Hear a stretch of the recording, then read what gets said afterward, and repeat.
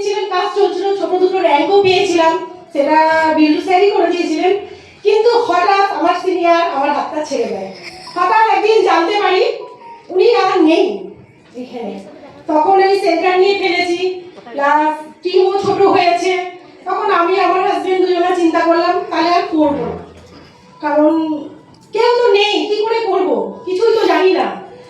যাই হোক, তখন আমাকে আমার যিনি মেন্টর, আমি সবসময় যার কথা শুনে চলি, তিনি হচ্ছে আমার ম্যাম নন্দিনী ম্যাম আমাকে ফোন করেছিল। তখন আমি আমাদের মহাগুরু মাজিন স্যার বা নন্দিনী ম্যাম কারোর সাথে আলাপ ছিল না, কাউকেই চিনতাম না। ম্যাম আমাকে ফোন করেছিল, ফোন করে বলেছিল যে না আমি আছি, তুমি করো।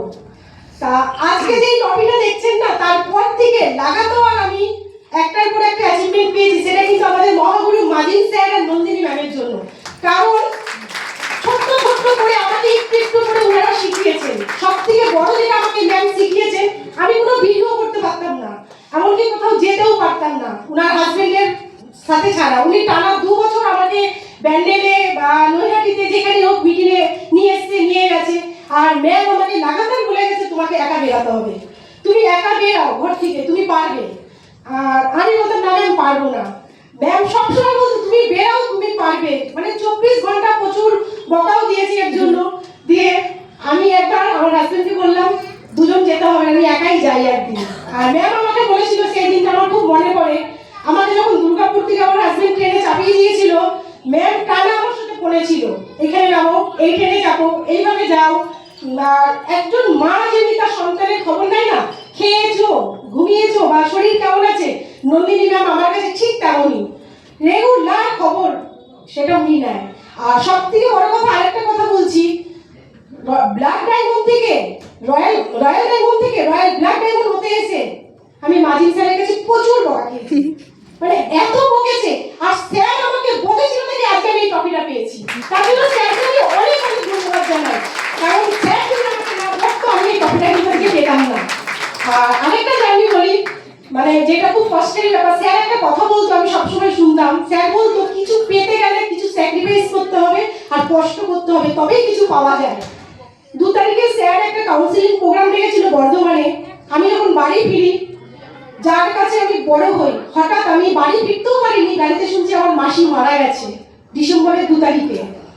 আমি কি করলাম, বাড়ি না যেয়ে মাসির কাছে গেলাম। যে রাত্রে আমি ভোর রাতে বাড়ি আসি, পরের দিন সকালে ম্যাম আমাকে ফোন করে। যে ম্যাম তখন ভাবলো যে কি করবে, তাহলে হয়তো ও আর পারবে না। কিন্তু আমি ম্যামকে বলেছিলাম ম্যাম আমার আজকে বিকালে শিডিউল আছে, আমি মিটিংয়ে যাব। কারণ আমার মাসি চলে গেছে, কিন্তু আমার নিচে অনেক মেম্বার আছে, কেউ ম্যানেজার হবে, কেউ এক্সিকিউটিভ, কেউ ডায়মন্ড। আমি যদি মিটিং মিস করি, হয়তো 4-5 দিন বসে পড়ি, তাহলে এই র্যাঙ্কগুলো কেউ পাবে না। কারণ আমি এতটাই দূরে থাকি যে স্যার ম্যামকে ভিডিও কলিং ছাড়া মানে মাসে পাই, সবসময় পাই না।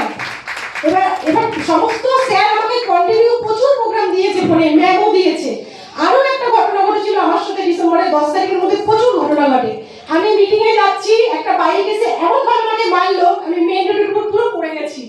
একদিকে আমার ফোন, একদিকে জুতো, একদিকে আমি। আমার প্রচন্ড লেগেছিল, আমি ম্যামকে ফোন করেছি।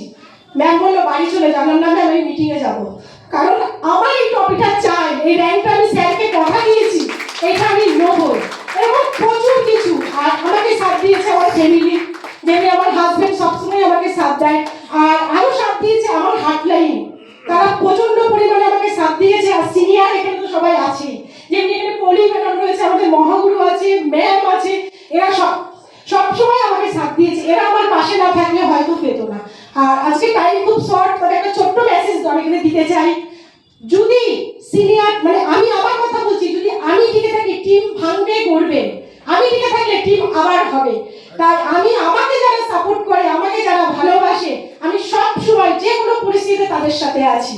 আর আরেকটা কথা বলতে চাই, প্রত্যেক বছরই এই টাইমে আমার ফ্যামিলি থেকে একটা ট্যুর হয়। আমি প্রত্যেক বছরই চলে যেতাম আর এসে ম্যামের কাছে বকা খেতাম যে সবাই কোম্পানির ট্যুর ধরে, তুমি ফ্যামিলির থেকে ট্যুরে যাও। এই বছর আমার ফ্যামিলির লোক এখন নেই বাড়িতে, তারা ট্যুরেই আছে। আমি কিন্তু এই বছর কোম্পানির থেকে ন্যাশনাল ট্যুর অ্যাচিভ করেছি। ম্যামকে আমি কথা দিয়েছিলাম যে ম্যাম আমি গেলে কোম্পানির ট্যুরেই যাবো, যেটা আমি এবছর অ্যাচিভ করেছি। Thank you so much. জয় হিন্দ, জয়